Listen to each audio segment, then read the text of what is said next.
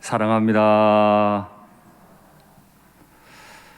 지난주에 저는 세상에서 가장 좁은 곳이 어딘지 말씀을 드렸습니다. 그 세상에서 가장 좁은 곳, 십자가 앞에 서서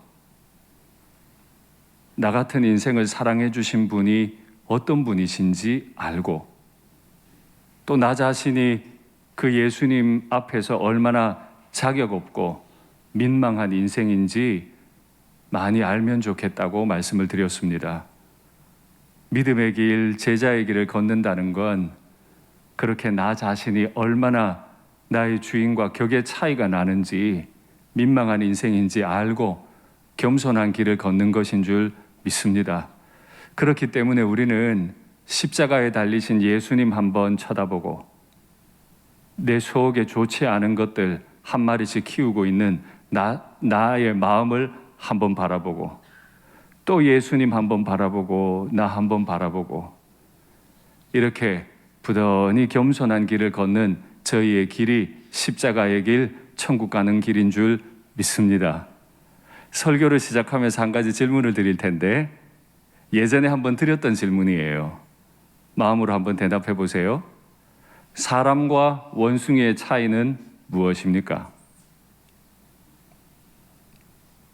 한날 한 재료를 가지고 만들어졌는데, 사람과 원숭이의 차이는 무엇입니까? 이것에 대해서 철학자 플라톤이 이렇게 대답했습니다. 털 없이 두 발로 걷는 유일한 동물, 그것이 인간이다. 일견 맞는 것 같아요. 그런데 그 플라톤과 개인적으로 사이가 좋지 않았던 디오게네스라고 하는 철학자가 이 말을 듣더니 지나가던 닭 한 마리를 잡았어요. 그리고 털을 다 뽑아요. 털이 다 뽑힌 닭을 보며, 그럼 이것도 인간이야? 이렇게 물었습니다. 여러분께 묻겠습니다. 털 뽑힌 닭은 두 발로 걷는데 인간입니까? 아닙니까?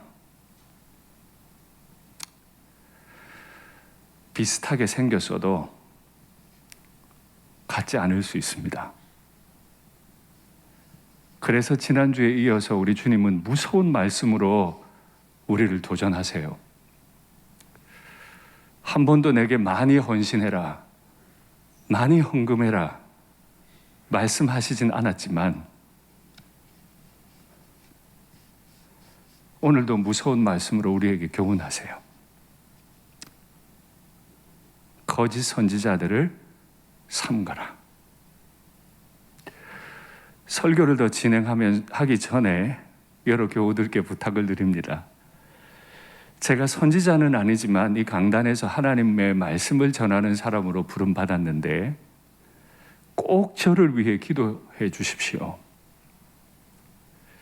마지막 날에 주님께서 저를 보고 거짓 선지자라고 말씀하시지 않도록, 제가 믿음의 길을 잘 걸어가도록, 이 생각보다 쉽지 않은 이 길을 잘 걸어가도록 꼭 기도해 주시면 좋겠습니다. 거짓 선지자들을 삼가라 하는 이 명령은 우리가 어떻게 지킬 수 있을까요? 참 많은 선지자들이 있는데 참된 선지자인지 거짓 선지자인지 어떻게 알 수 있을까요? 그들은 양의 옷을 입고 너희에게 오나 사실 그 속은 노략질하는 일이라. 참 우리 주님 무섭게 말씀하시죠. 어떤 날은 내 속에 개 한 마리, 돼지 한 마리 있다 하시더니, 오늘은 양처럼 포장했지만 사실 네 속에 이리가 있구나. 짐승의 비유를 당하는 게 그렇게 유쾌하지 않아요. 그런데 우리 주님께서는 네 속에 이리가 있어. 양을 위하는 것처럼 양무리 속에 있지만 사실 너 양을 노략질하러 온 사람이잖아. 구약에서든지 신약에서든지 이런 거짓 선지자들, 이리 같은 선지자들은 많이 있었습니다. 말씀 한번 확인하시죠. 이는 그들이 가장 작은 자로부터 큰 자까지 다 탐욕을 부리며 선지자로부터 제사장까지 다 거짓을 행함이라. 새벽에 받은 말씀이죠. 선지자로부터 제사장까지 다 거짓을 행해요. 그들이 내 백성의 상처를 가볍게 여겨요. 양이 병들고 있는데 그걸 가볍게 여겨요. 말하기를 평강하다, 평강하다 하나 평강이 없도다. 거짓 선지자죠. 사도행전에서 사도 바울이 에베소 교회 장로님들에게 이런 부탁을 합니다. 내가 떠난 후에 사나운 이리가 여러분에게 들어와서 그 양떼를 아끼지 않을 거다. 또한 여러분 중에서도 제자들을 끌어 자기를 따르게 하려고 예수님의 제자가 아니고 자기의 제자를 만들려고 어그러진 말을 하는 사람들이 일어날 줄을 내가 아노라. 과거에나 지금에나 얼마든지 우리 주변에는 거짓 선지자들이 있을 수 있습니다. 그래서 우리 주님께서는 거짓 선지자들을 삼가라라고 말씀하시죠. 그 관점에서 생각해 보면 교회의 오랜 역사는 먼저는 나 자신을 분별하는, 나 자신의 속에 있는 진리가 아닌 것들과 싸워나가는 싸움의 역사였고, 또 하나 교회 안에 들어와 있는 거짓된 선지자를 분별해내고 싸워나가는 싸움의 역사였다고 생각합니다. 그러면 어떻게 저 선지자가 참 선지자인지 거짓된 선지자인지 알 수 있을까요?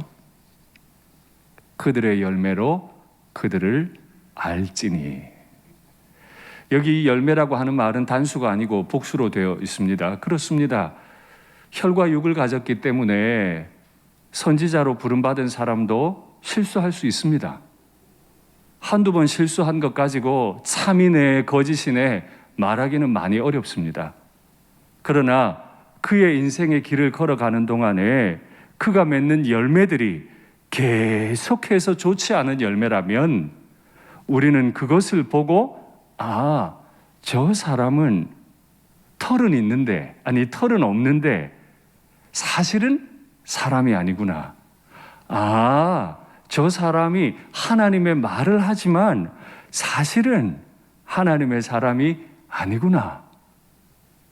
이렇게 알 수 있다는 거예요. 그래서 주님께서 우리에게 물으세요. 가시나무에서 포도를, 엉겅퀴에서 무화과를 따겠느냐? 딸 수 있습니까? 없습니까? 없어요. 우리는 없다는 걸 다 알고 있어요. 이걸 뭐라고 한다고요? 서리법. 서리법으로 물었다고 하는 건 그 자체를 지금 강조하시겠다는 거예요. 가시에서는 포도나무를 거둘 수 없죠. 엉겅퀴에서는 무화과를 거둘 수 없어요.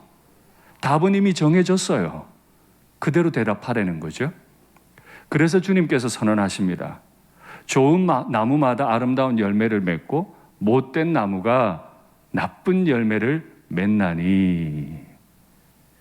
헬라어를 연구해 보면 되게 재밌어요. 좋은 나무, 아름다운 열매, 못된 나무, 나쁜 열매. 여기 좋다라고 하는 아가소스라고 하는 헬라어 단어는 내면이 아름답다 할 때 사용하는 단어입니다. 나무가 아름답다, 나무가 좋다는 말은 그 내면이 참 고운 사람이다 하는 뜻이에요.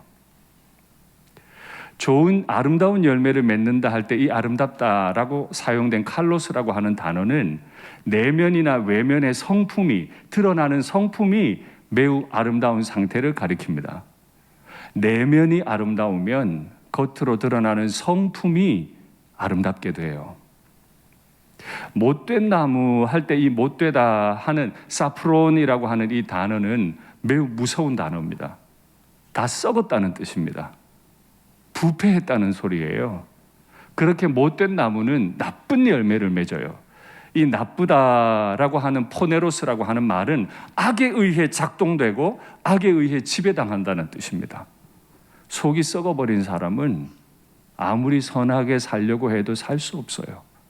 그를 다스리는 존재는 악한 것이거든요. 마귀예요.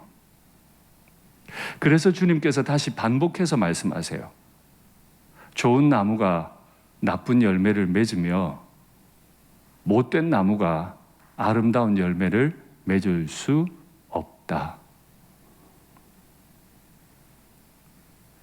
그러니 겉을 포장하려고 하면 안 되고 내 속이 선한지, 내 속이 부패했는지 잘 살펴야 되는 거죠. 제가 아무리 이 강단에서 포장하려고 해도 포장이 안 돼.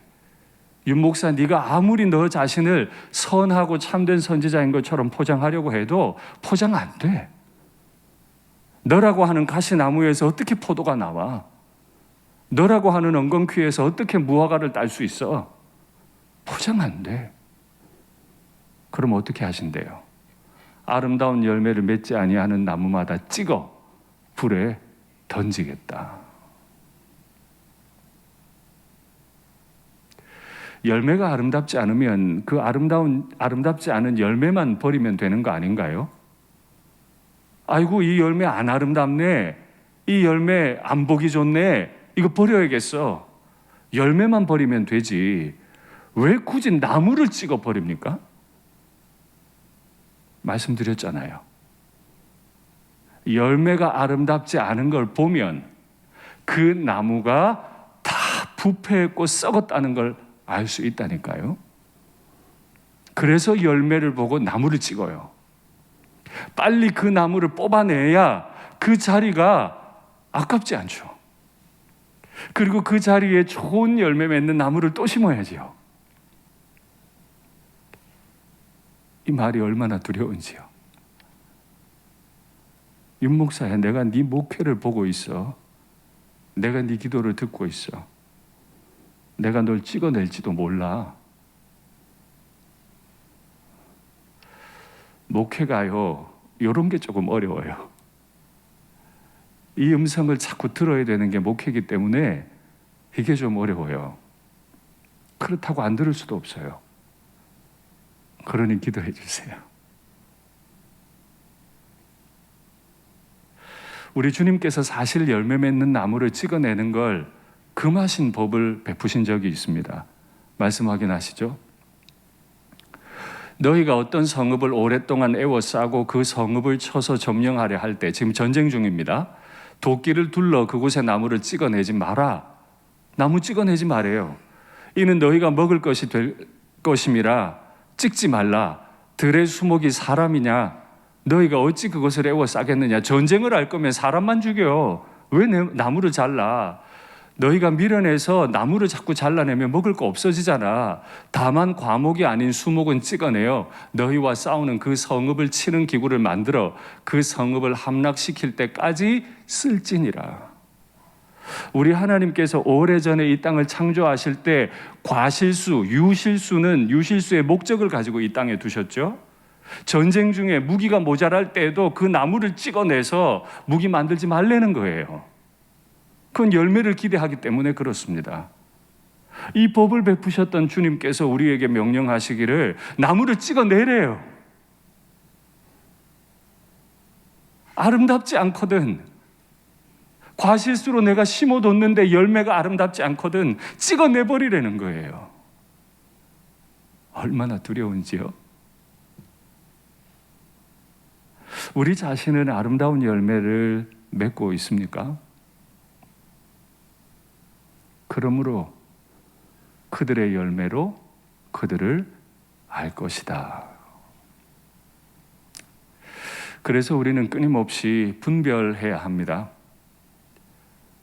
교회에서 가르치는 이들이 참된지 거짓된지 분별해야 합니다.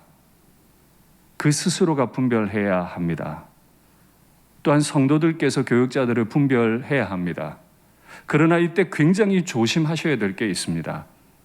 우리 주님께서는 남들 분별하는 일을 먼저 하기 전에 내 속에 개 한 마리, 돼지 한 마리가 있지는 않은지 먼저 분별할 것을 가르치신 이후에 남들을 분별하라고 말씀하셨죠.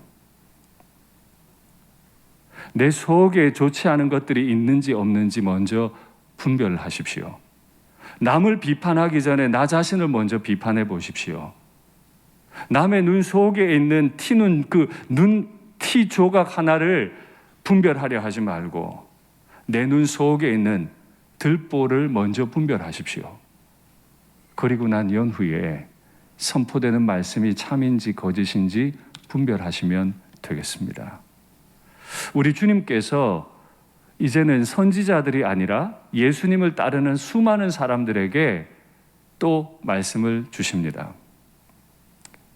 나더러 주여 주여 하는 자마다 다 천국에 들어갈 것이 아니요 다만 하늘에 계신 내 아버지의 뜻대로 행하는 자라야 들어갈 것이다. 예수님께서 이적을 행하시고 정말 특별한 말씀을 자꾸 베푸니까 많은 사람들이 예수님께 와서 주여 주여 했어요. 그런데 주님께서 단언하셨어요. 입술로 주여 주여라고 고백해? 아니야. 하늘에 계신 내 아버지의 뜻대로 이 손과 발이 행해줘야 돼요. 우리의 신앙은 입술로만 하는 고백이 아닙니다. 우리의 신앙 고백은 손과 발로 합니다. 입술의 고백과 손과 발의 고백이 일치할 때 천국 백성이 되는 거죠. 여러분께 묻겠습니다. 주님을 사랑하십니까? 안 사랑하시나 봐요. 대답을 하세요. 입술에 신앙 고백도 있어야지요. 다시 제가 기회를 드립니다. 주님을 사랑하십니까? 주님이 사랑하신 형제도 사랑하십니까? 이 입술의 고백과 손과 발의 고백이 일치될 때 난 비록 땅에 발을 딛고 살지만 하늘에 계신 아버지의 뜻을 날마다 내 속에 채우고 그 아버지의 뜻을 따라 살아갈 때 그때 우리는 나중에 하늘에 있게 될 거라고 믿을 수 있는 것 아닙니까? 이 땅에서 하늘을 경험 못하는 사람이 어떻게 마지막에 하늘에 갈 거라고 확신할 수 있죠? 그래서 주님 말씀하세요. 그날에 많은 사람들이 나에게 와서 이렇게 말할 거다.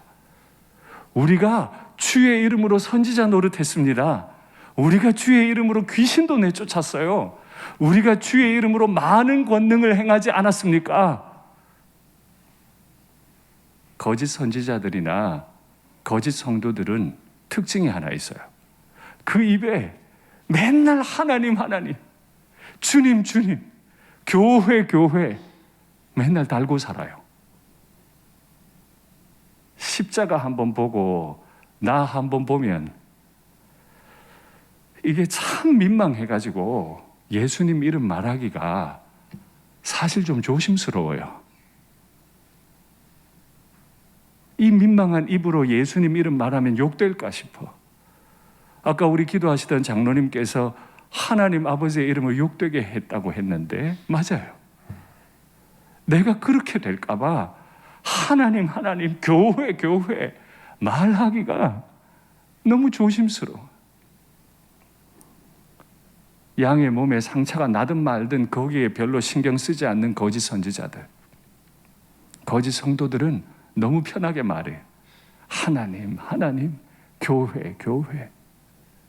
그걸 보면 거짓이구나 알 수 있다는 거예요. 그러면 어떤 사람이 천국에 들어가고 어떤 사람이 천국에서 인정을 받게 될까요? 주님께서 하신 말씀 확인하시죠. 이르시되 진실로 너희에게 이르노니 너희가 돌이켜 어린 아이들과 같이 되지 아니하면, 돌이키라는 거 보니까 지금 마음이 어린아이 마음이 아니에요. 결단코 천국에 들어가지 못하리라. 주님이 결단코라고 하셨어요. 그러므로 누구든지 이 어린아이와 같이 자기를 낮추는 사람, 어린아이의 특징이 뭐라고요? 자기를 낮춰요. 이 사람이 천국에서 큰 자니라. 여러분께 다시 한번 물을게요. 마음으로 대답해 보세요. 어린아이와 같이 자기를 낮춘다는 건 엄마와 아빠가 아이에게 너 참 성적 잘 받았구나, 아이고 뭐 이 정도 가지고 그러세요? 다 엄마 아빠가 잘 가르쳐준 덕분이죠. 이렇게 말하라는 겁니까? 그렇게 말하는 아이를 보고 우리는 어린아이 같다고 하지 않아요. 애 늙은이라고 하지. 징그럽잖아요. 아이가 그렇게 말하면. 그렇게 말하라는 게 아니죠. 어린 아이같이 말하는 걸 어떻게 하는 거예요? 엄마 지금 밖에 너무 추워. 너무 추워. 엄마, 내 지금 배가 너무 고파. 빨리 밥 줘, 빨리 밥 줘. 엄마, 나 저건 너무 사고 싶은데 꼭 사주면 안 돼? 이게 어린아이 같은 거죠. 어린아이같이 자기를 낮춘다는 뜻은 엄마, 아빠 아니면 절대 안 된다. 엄마, 아빠 없으면 나 큰일 난다. 이걸 본능적으로 아는 거예요. 어린아이와 같이 하나님을 대한다는 걸 하나님 나 좀 도와주세요. 하나님 없으면 나 추워서 못 견뎌요. 하나님 나 좀 도와주세요. 하나님 없이 나 배고파서 안 돼요. 본능적으로 하나님께 자꾸 의지하고 하나님을 생각하는 사람이죠. 그래야 하나님을 믿는 사람이지. 그래야 천국 가는 사람이지. 과연 우리는 그렇습니까? 바로 그때에 많은 사람이 주의 이름으로 일을 했다고 말하는 바로 그때에 내가 그들에게 밝히 말하겠다. 뭐라고 하셨다고요? 밝히 말하겠다. 그들은 굉장히 의문스럽게 말합니다. 속으로는 다 계략이 있으면서 겉으로는 착한 척 말해요. 의문스럽죠. 그러나 우리 주님은 그 의문스러움을 다 빼버리시고 밝히 선명하게 말하겠다. 나는 네가 누군지 도무지 모르노라. 불법을 행하는 자들아, 내게서 떠나라. 아니 주님, 내가 주의 이름으로 선지자 노릇했다니까요. 아이고 주님, 내가 귀신도 쫓아냈어요. 아이고 주님, 내가 정말 많은 권능도 행했어요. 아, 그랬구나. 아, 네가 그랬구나. 그런데 넌 누구니? 난 넌 모르겠는데. 불법을 행하는 자들아. 여기 이 불법이라고 하는 말은 헬라어로 아노미아라고 합니다. 언젠가 들어보셨을 텐데 노모스는 법입니다. 헬라어든 영어든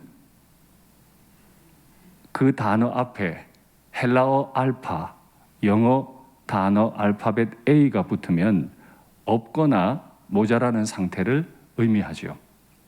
노모스 앞에 알파가 붙으면 법이 없는 상태를 뜻합니다.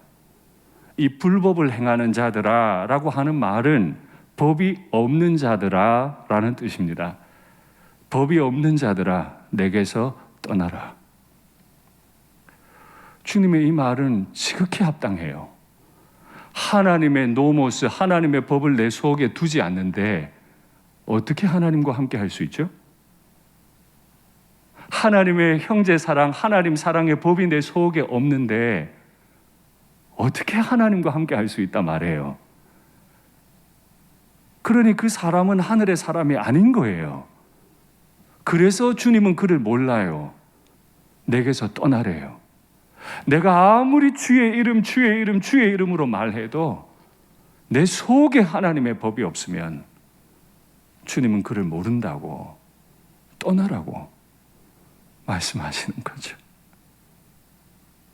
그러니 말이 이래요. 털이 없어서 문제가 아니고 내 마음에 하나님의 법이 없어서 문제예요. 털은 없는데 법까지 없어요. 그럼 우린 성도가 아니에요. 선지자가 아니에요. 그래서 주님은 마침내 너 내게서 떠나 라고 말씀하시죠. 그래서 우리가 이 땅을 살아가는 동안 해야 할 한 가지 일이 있다면 주님 한번 바라보고 나 한번 바라보고 이 민망하고 자격 없는 인생을 어떻게 사랑하셔서 십자가에 못 박히셨는지 고요히 주님 바라보고 하고 싶던 말도 못하고 이 민망한 인생을 아들 삼아주신 하나님께 감격하고 예배하고 조용히 이 믿음의 길을 걸어가는 것, 그것이 주님의 제자의 길인 줄 믿습니다. 말씀을 맺겠습니다. 주님 앞에 얼마나 격이 떨어지는 인생인지, 얼마나 민망하고 자격 없는 인생인지 아십니까? 또 그 주님께서 나를 위해 십자가에 못 박히신 감당할 수 없는 사랑으로 날 사랑하심도 아십니까? 그렇기 때문에 우리 입에서 나올 말 하나예요. 아버지, 주님, 나도 주님 사랑 알기 원합니다. 이 죄인이 주님 만나기 원합니다. 주의 사랑이 내 속에 가득하기 원합니다. 이 고백이 우리에게 있기를 간절히 바랍니다.